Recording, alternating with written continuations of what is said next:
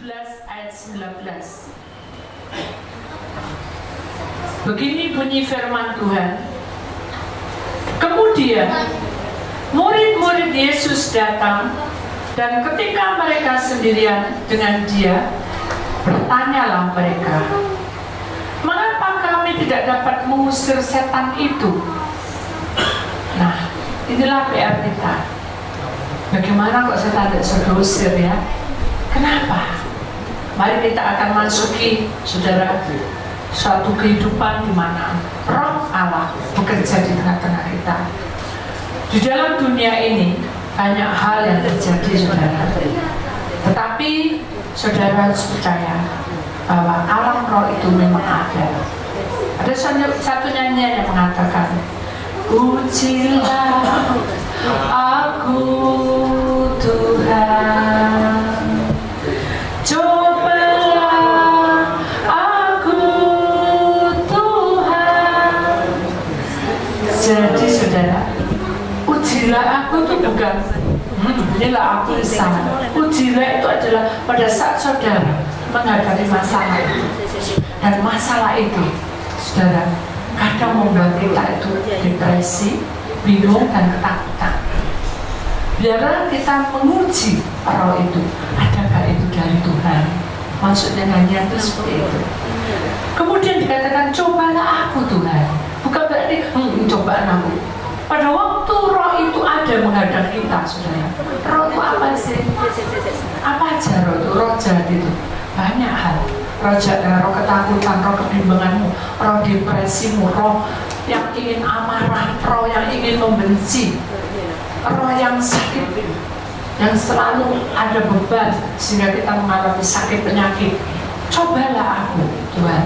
Jadi pada saat perkara itu datang menghadang kita, wah, tidak kita hadapi, itu coba. Bukan cobaan aku Tuhan, bukan. Itu percobaan. Wah, tidak kaya. Di sini katakan, "Selidikilah batinku dan hatiku." Jadi selidiki batinku ini. Karena batin ini tidak bisa orang orang bilang, "Oh, aku tahu batinmu kayak gini." Tidak bisa. Batin itu paling tersembunyi. Dan batin ini, saudara, selidiki batinku. Batin ini yang bisa diselidiki oleh Tuhan. Hati ini yang bisa diselidiki oleh Tuhan, sehingga mataku tertuju padamu.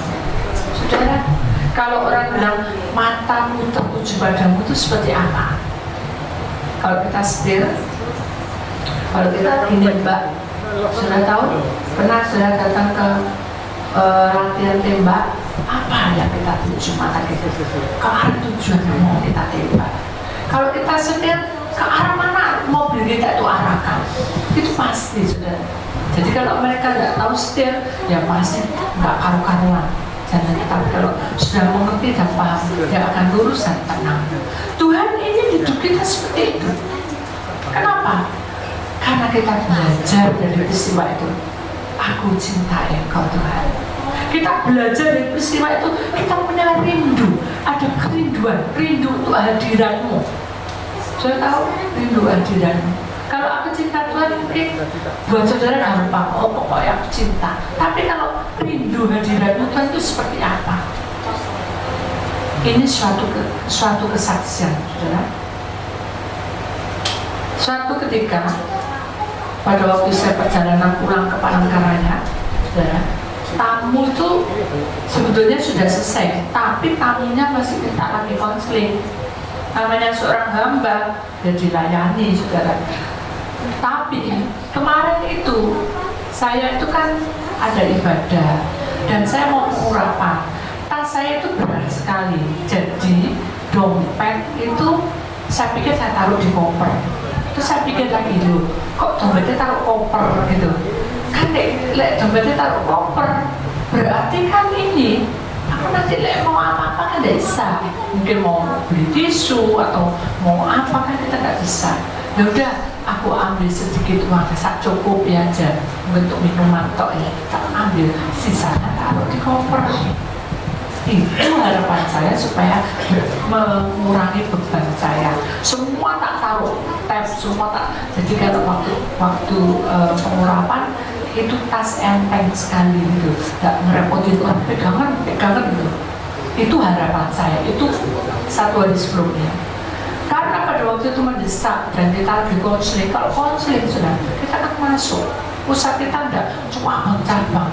Tuhan ingin ketika kita datang ke tempat baik Allah, kita enggak bercabang-cabang. Pikiran kita harus terarah pada Tuhan, bukan terarah pada baik, mengelilingi terus, bukan. Pada waktu itu saudara masuk ke tempat baik Allah, ada enggak kerinduan kita untuk datang ke hadirat Tuhan? Saya pada waktu mau konseling, saya rindu datang.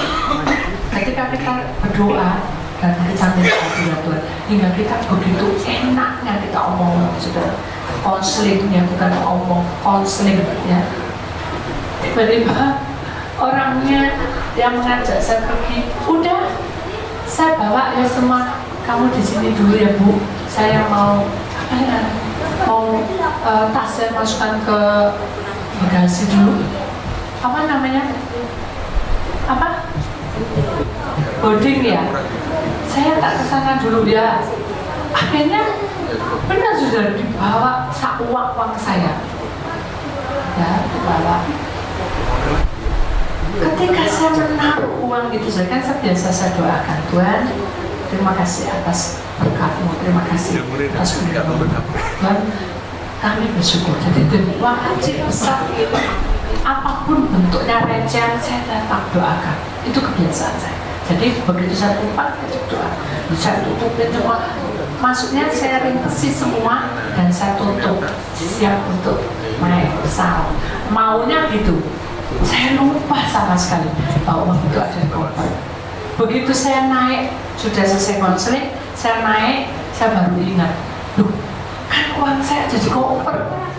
Saya bilang, aduh, uang saya ada di koper. Aduh Bu, ya wes Bu, biarin aja mengalir. Mau namanya saudara, mungkin buat saudara nggak ada artinya, tapi buat saya berarti sekali uang itu. Jadi tak pikirin saudara, wah tak tembus, tak masuk dalam hati. Saya berdoa di mana uang tidak kelihatan. Tuhan tidak izinkan saya seperti dukun ya, tembusi gini, mengalir. Saudara tahu mengalirnya, saya nyanyi seperti pelangi sehabis hujan. Saya nyanyi itu, terus nyanyi. Walaupun saya tidak hafal, itu bisa hafal saudara. Sampai naik pesawat tuh saya nyanyi terus itu, seperti pelangi sehabis hujan. Terus apa saudara? Itulah janji setiamu Tuhan. Saya nggak hafal saudara, tapi bisa hafal waktu itu. Terus duka, saya kan duka karena uang saya dikoper ya. Terus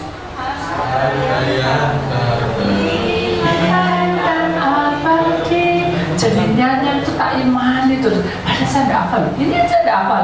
Tapi di pesawat, mulai di perjalanan naik pesawat sampai jalan pesawatnya itu, saya itu nyanyi itu terus. Sampai pada waktu tiba waktunya, mari kita berdoa. Kan mau naik kan, kita doa. Begitu doa, saya tahu ternyata bukan hanya uang saya yang tinggal di situ, juga ada jimatnya saudara. Satu kotak gitu, saya tahu berupa batu. Ya saya pikir mungkin ini orang pakai, aduh, transfer dong uang saya. Tapi saya pikir Tuhan, saya buang semua jauh-jauh. Karena saya tahu, ujilah aku Tuhan. Ketika saya menghadapi ini, saya apa yang harus saya lakukan?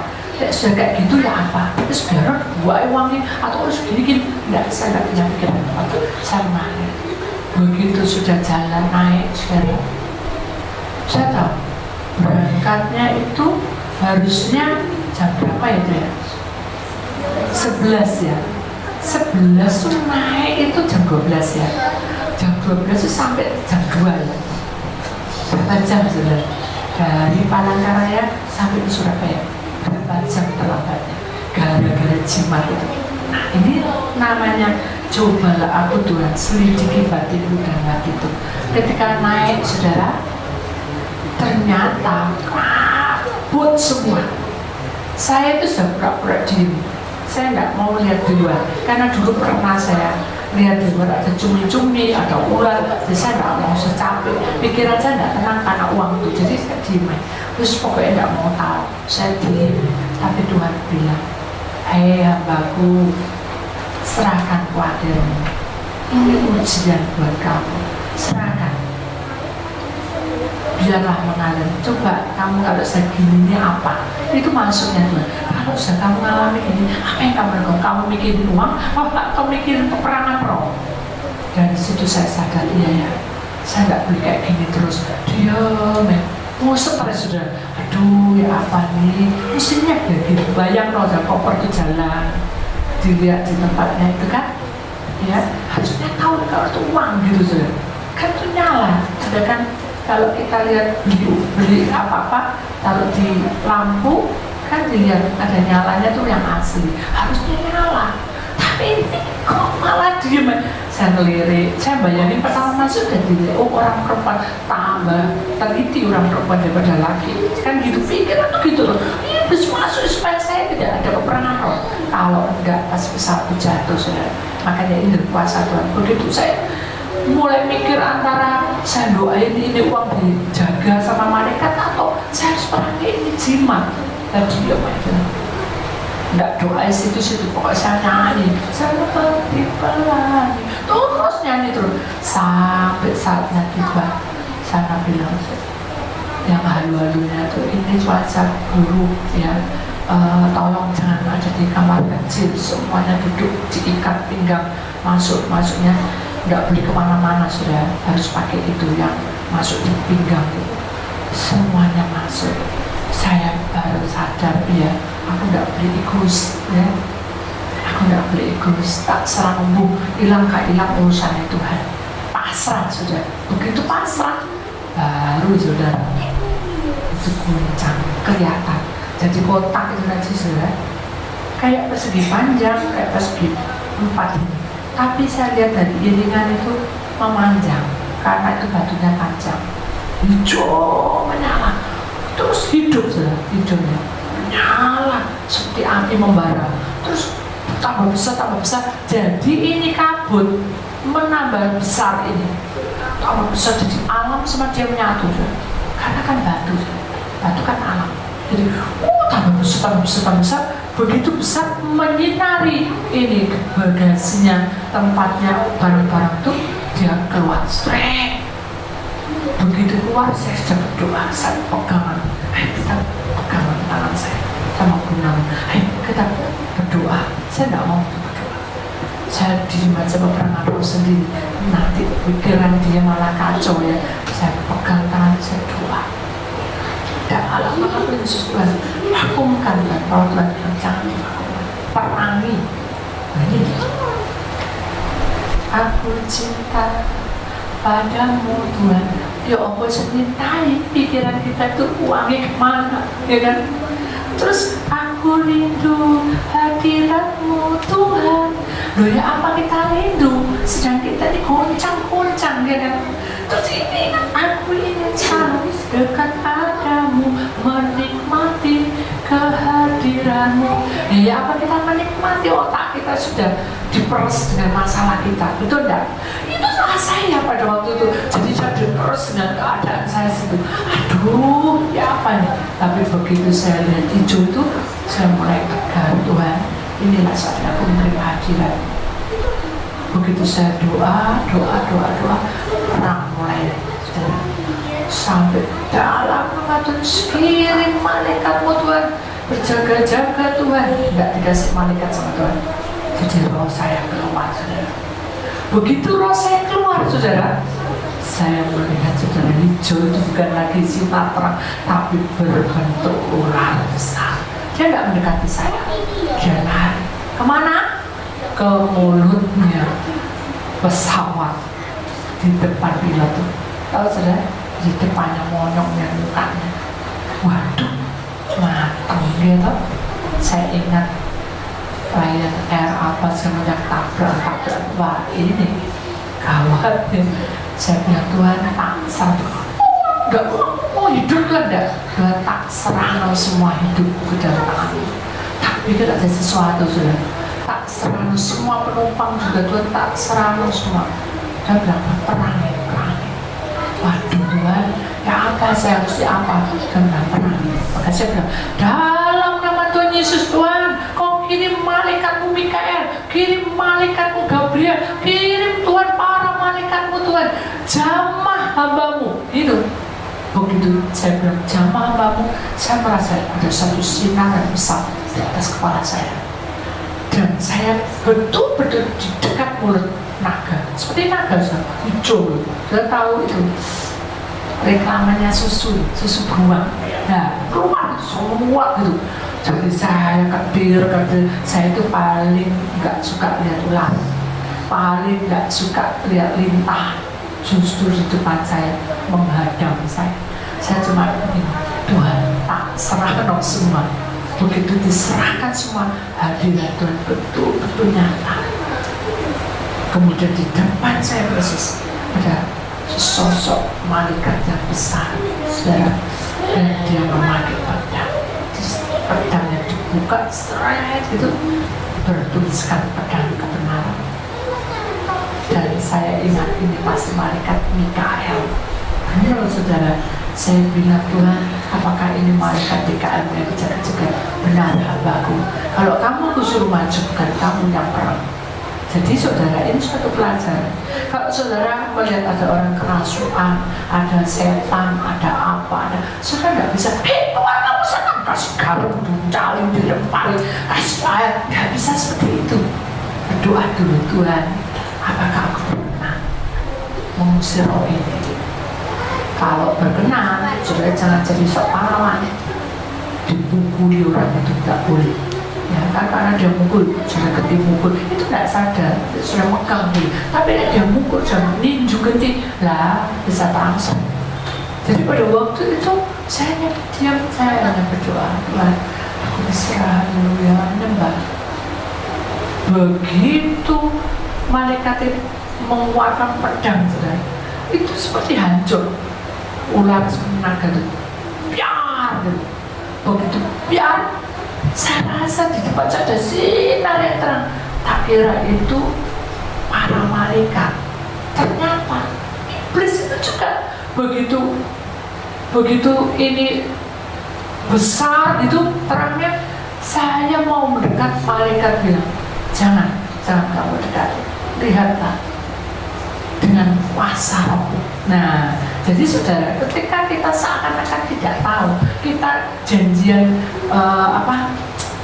kerja sama dengan orang, kita mau memberikan uang, mau memberikan sesuatu yang hak kita tidak tahu apa yang terjadi. Tapi ketika kita Tuhan, tak serahkan semuanya, Tuhan, apapun yang terselubung, buka semuanya.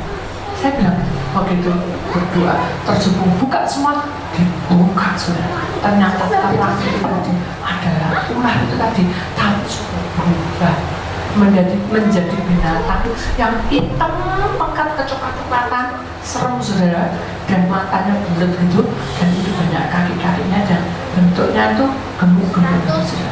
Itu kalau tidak salah kelabang saudara, kakinya banyak, bukan kaki seribu. Jadi dia sambung lagi, buka matanya lebar-lebar, mulutnya dia mau melekam itu pesawat. Begitu mau dibuka, mau makan bisa, malaikat itu tadi sudah langsung memotong, tak tahu berapa potongan. Yang jelas dia memenggalnya, seret. Hosana, para malaikat memerangi roh kejahatan, langsung langsung jatuh. Dan saya yakin itu masih sampai di laut. Setelah itu barulah suasana tenang, tapi masih berkabut. Terus saya disuruh baliklah kamu ke tempatmu. Jadi balik masuk ke pesawat lagi. Begitu saya menengok, saya balik, betapa kagumnya saya. Ternyata Tuhan itu, walaupun dia kirim malaikat untuk depan, dia tidak ingin semua awak kapal itu digoncangkan oleh tiupan iblis. Jadi malaikat itu semua mengelilingi dari punggungnya pesawat, dari sayapnya sampai dari ekornya, malaikat menjaga. Saya bersorak-sorai, saya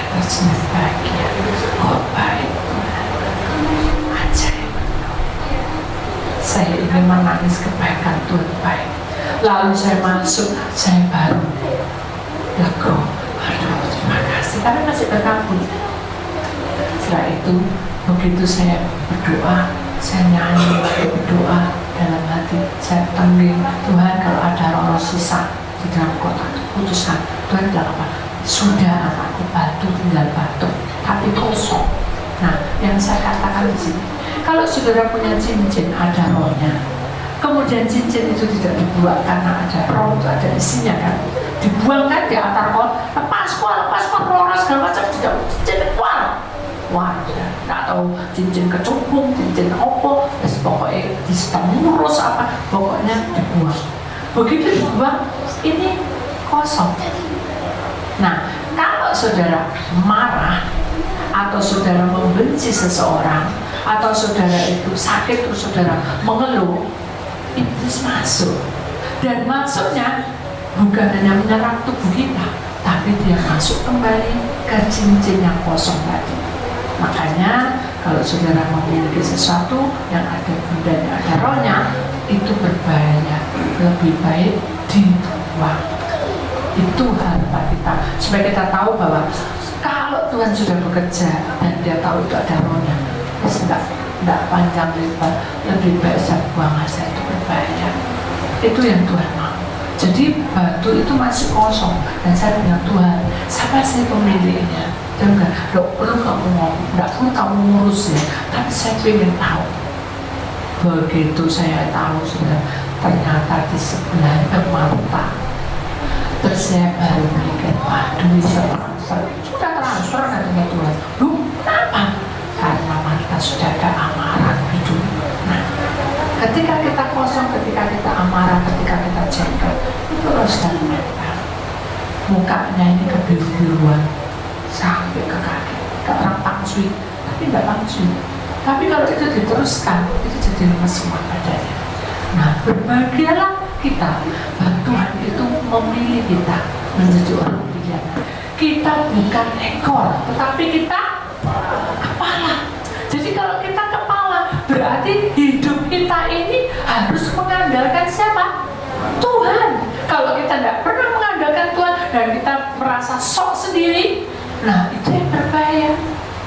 Tuhan itu menyingkapkan yang tersembunyi dan Tuhan membuka. Makanya saya gini, nah ya, saya itu dimasuk di tempatnya duduk bandara menunggu, ya saudara. Saya tuh mikir di ruang tunggu, saya tuh nggak pernah kayak gini gitu. Kok ceroboh gitu? Kayak gini ini kan bikin nggak enak. Tidak omong, tapi pikirannya ke situ. Jadi itu kecerobohan saya. Itu saya pikir gitu. Ternyata apapun yang terjadi, Tuhan punya rencana lain. Coba kalau saya uang saya tidak ketinggalan di tempat koper itu, mungkin saya tidak mau masuk ke bagasi. Ngapain? Panas sudah di bagasi dan tertutup rapat. Baunya ada bau terasi, bau apa? Campur jadi satu. Lihat wangi-wanginan. Oh, alangkah indahnya. Wow, campur saudara, pengap karena tidak ada udara. Coba kalau itu uangnya tidak ada, ketinggalan. Mungkin saya Tuhan apa-apa orang dari luar. Nah ini saya baru masuk, saya menjaganya. Oh saya, Tuhan saya tempatkan koper. Tuhan tolong. Ternyata Tuhan izinkan beli jimat itu. Kalau enggak tahu, karena jimat ini orang bilang tuh suku dari tua, suku mungkin suku Dayak dari penatua diturunkan kepada anak turunan cucunya. Itu sakti sekali. Kenapa? Karena dia bisa menurunkan hujan, bisa menghentikan hujan, bahkan dia bisa meramal untuk berapa tahun ke depan. Wah, sakti bu, PN bu. Enggak saudara, jangan pernah menyimpan benda-benda itu. Amin. Saudara tidak perlu menyimpan benda-benda, simpan cintai Tuhan. Amin. Kalau kita menyimpan cintanya Tuhan, hati kita selalu apa? Sukacita, senyum aja, gembira. Walaupun kita banyak masalah. Orang itu kadang saudara pernah sedih, betul enggak? Hari ini harusnya saya sedih. Dalam perjalanan tidak ada semangat. Tapi Tuhan memberi penghiburan pada saya. Hujan turun, saya tidak terasa tak jenuh. Karena pikiran saya. Begitu hujan turun, langit mulai kelihatan bagus ya. Malaikat seluruh hiburan. Kelihatan namaku, itu loh. Kata beliau besok. Sampai dikasih hujan lagi, sampai di mobil itu kaca itu kayak nyanyi. Aku mau cinta Tuhan, tos. Seperti kayak keyboard dia jalan tuh, kayak ada lagu-lagu. Saya tetap nggak bisa masuk. Gitu. Dalam hati Tuhan ini kok berbalik. Ya.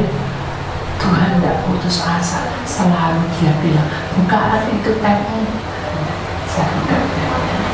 Begitu saya buka tabnya, kok pusing ya Tuhan kepalaku, karena kamu memikirkan sesuatu. Jadi gini, seseorang kalau memikirkan sesuatu itu terlalu menekan, itu buat kita mual, buat kita pusing, buat kita tidak tahan puasa. Saya tahan, tapi saya merasakan pusing, berat sekali. Biarkan saya tidur, saya bilang itu kaki saya.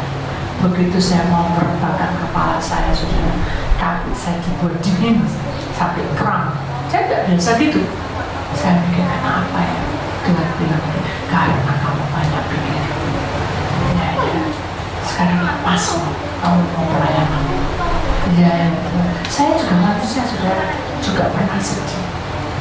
Begitu saya lepaskan, saudara, saya Tuhan siap, saya melayani. Saudara, selama kita belum menyelesaikan masalah kita, perjalanan pasti dihambat oleh Tuhan.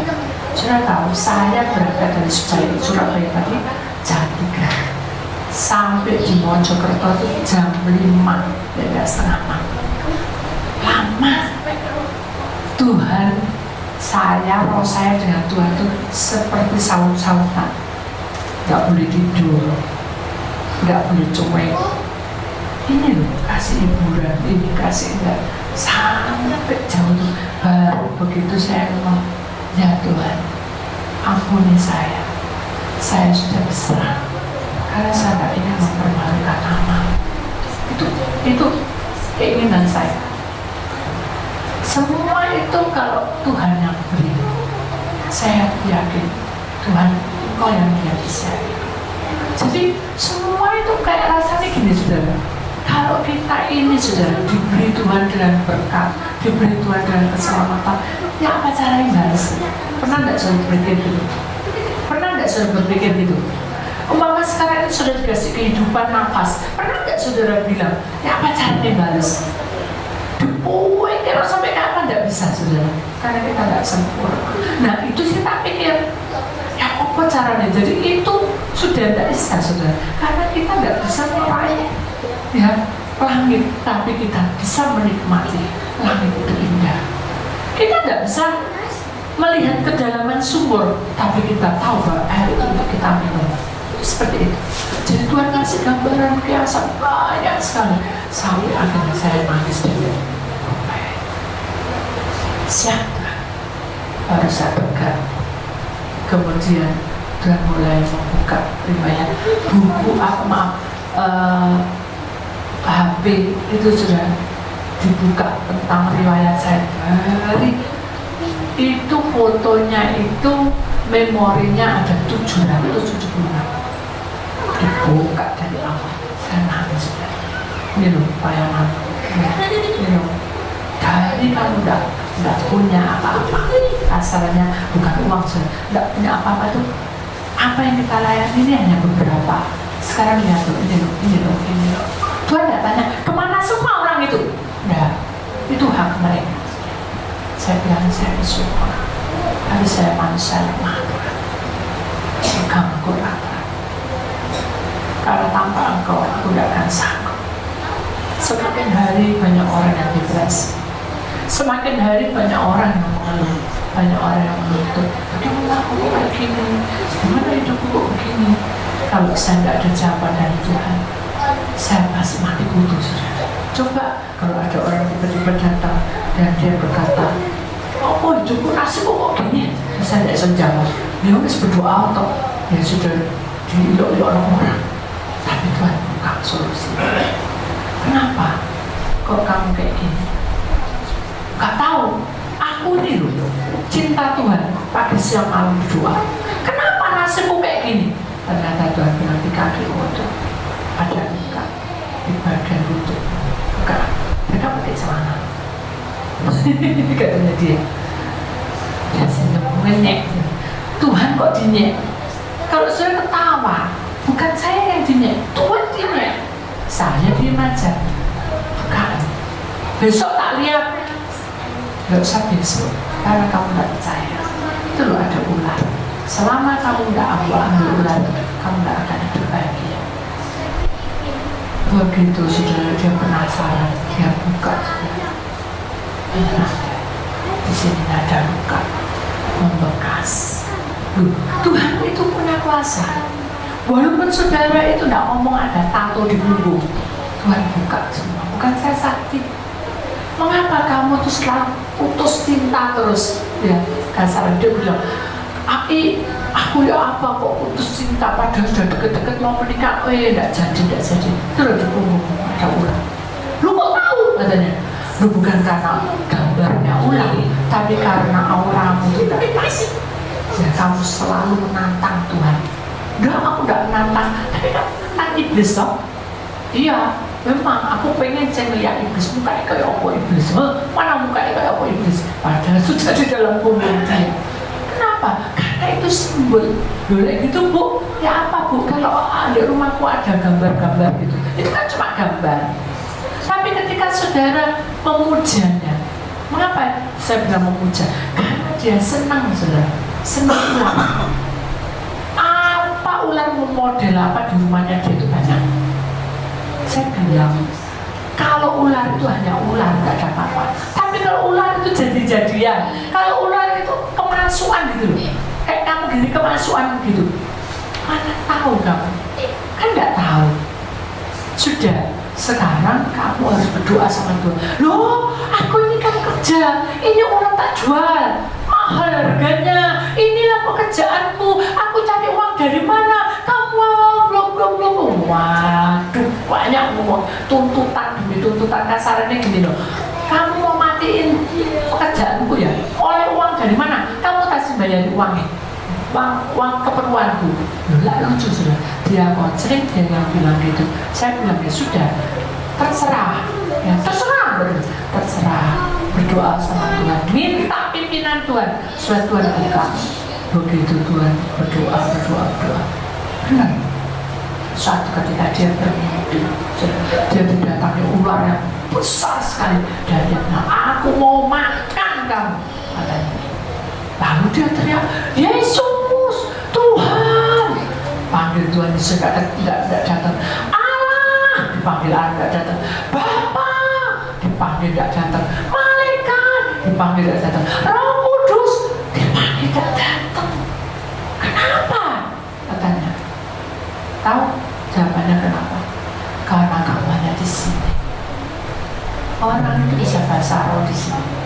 Di sini belum tentu tahu kehendak Tuhan. Kita pinter bahasa roh, kita pinter khotbah, kita pinter ngomong. Lidah kita tidak berulang, tapi membawa bahaya malapetaka. Kenapa? Karena ini tidak sama. Makanya Tuhan berkata, ketika kamu percaya, maka sesuai dengan imanmu, maka ular itu akan pergi. Itu ternyang-nyang terus dia marah, dia beruk. Aku ini percaya pada kamu Tuhan. Kalau aku tidak percaya, mengapa aku teriak-teriak? Ada firman-Ku berkata, ketika kamu panggil nama Tuhan, aku tidak marah. Ada kan? Ya seperti ini. Kenapa? Karena dia dari kebiasaannya, ininya yang ngomong, ininya tidak paham, saudara. Ininya ngomong percaya, ininya tidak percaya. Kalau sudah kepepet itu baru teriak-teriak, tapi ininya tetap tidak percaya. Akhirnya Tuhan berkata, kirim malaikat datang di depan dia. Tahu saudara, begitu ketemu malaikat, hei, ayo bunuh itu ular. Hei, ayo bunuh itu ular. Kok Tuhan kok diperintah gitu saudara?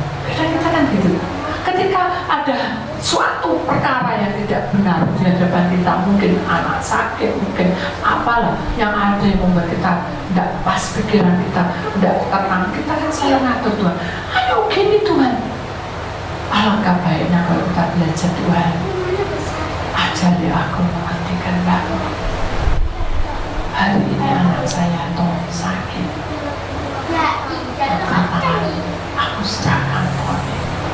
Apapun yang terjadi, kuasa yang bekerja, aku percaya. Nah, itu yang Tuhan mau, membuka hati dan curhat. Tapi orang ini enggak, hei, itu loh, bunuh aku. Malaikat ini hanya melihat dia. Kenapa? Karena dari atas enggak diperintah untuk membunuh. Seperti Yunus, pada waktu melanggar dan berbuat dosa, dia tidak dikunyah sama ikan, tapi dia dibiarkan ditelan hidup-hidup. Coba kalau Tuhan tidak perintah di atas, tidak perintah, dan dikunyah Yunus sudah mati, sudah tidak berbekas, hancur, satu tulang-tulang, sak kepala-kepala, hancur dikunyah ikan segitu besar. Itu ditelan. Nah ini tidak ditelan, dibiarkan, tapi buka. Ya, punya aura apa sasarannya keluar. Begitu keluar saudara, orang ini saudara, ada sesuatu yang masuk di dalam tubuh dia dan dia teriak-teriak. Dia bilang, aduh enggak kuat, aku enggak kuat. Nah begitu iblis baru tiup masalah kita rasanya sudah enggak kuat. Betul enggak? Seperti pemuda ini enggak kuat ya, aduh aku enggak kuat, aku bunuh aja. Nah itu kita. Saya juga demikian, aduh aku enggak kuat, aduh rasanya aku dalam keputusan, ya apa ini pun. Itulah kita. Tapi Tuhan itu penuh kasih.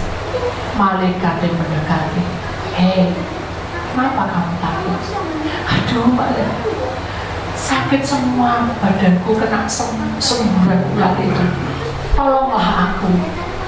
Baru malaikat Tuhan disuruh, jamah dia. Begitu dia pegang ubahnya ini, sudah hilang semua sakitnya, dan dia mulai cepat marah, dan dia sadar ternyata Tuhan itu melihat ke dalam hatiku. Ketika aku berserah sungguh-sungguh, tangan Tuhan itu campur tangan, kuasa Tuhan bekerja. Ada satu yang katakan, saat ku menyembahmu, terus nah, jadi kalau kita itu menyembah dia bukan nyanyi toh, atau kita bahasa atau pelayanan, tapi di saat dimana saudara dihadang mara bahaya seperti ular itu tadi, saudara, ular itu mengumpamakan tentang cobaan kita di depan kita nih, yang membuat kita tidak mampu nih saudara. Marilah kita menyembah dia, karena kita akan merasakan roh Tuhan ada di tengah-tengah kita. Kita imani itu. Jangan pernah berhenti bekerja di dalam ladangmu. Apa ladangmu sekarang, bapak-bapak? Kerja. Aduh, aku sudah mulai bosan. Selalu disuruh-suruh. Ujilah Tuhan kalau selalu disuruh-suruh. Aduh, aku sudah mulai bosan selalu diomelin sama suami. Layani terus sampai Tuhan datang. Itu contohnya, bahwa dalam segala perkara biarlah kita menyadari bahwa hidup kita ini hanya berpegang pada Tuhan, dan hanya Dia yang tahu. Makanya ayat tadi mengatakan, mengapa saya kok tidak pergi-pergi? Ya kayak pemuda ini toh, tidak pergi-pergi, tapi ketika dia berserah penuh seluruh tubuh jiwanya, baru Tuhan ikut campur tangan. Tuhan ingin hidup kita seperti itu, saudara. Jangan pernah lalai bahwa Tuhan itu menyelidiki batin kita, dan Dia tahu posisi kita, apakah kita sungguh-sungguh, apakah kita mengenal Dia lebih dalam, atau kita hanya di luar saja, saudara. Yang tadi coba saudara kita renungkan, saat ku menyembahmu, rohmu bekerja, terus saat ku memuji memujimu. Kau bertata di atas pujian. Waduh, ini pujian indah sekali. Apa sih maksudnya kau saat ku memujimu? Ya saat kita menyerahkan hidup kita, itu sama saja kita memuji Dia. Aku serahkan, aku percaya Engkau Tuhan, aku senang. Seperti orang pacaran dulu. Ya sudah, kamu cinta aku, kamu bawa ini. Ya apa? Kak, karena mungkin. Ya kan? Kalau yang perempuan, kalau laki tak mungkin gini-gini. Ya, aku bawa ini. Kan gitu, saudara. Aku cinta kamu. Mengungkapkan. Kalau kita sudah mengungkapkan cinta kita pada Tuhan, itu seperti pujian ini. Saat aku memujimu, maka kau bertata. Bertata itu Tuhan hadir di tengah-tengah kita. Dia ikut campur tangan dalam duduk perkaramu sampai pada titik penghabisan, menutup mata, di mana kita kembali ke Allah. Itu cari Tuhan. Mari kita imani bahwa Tuhan tidak pernah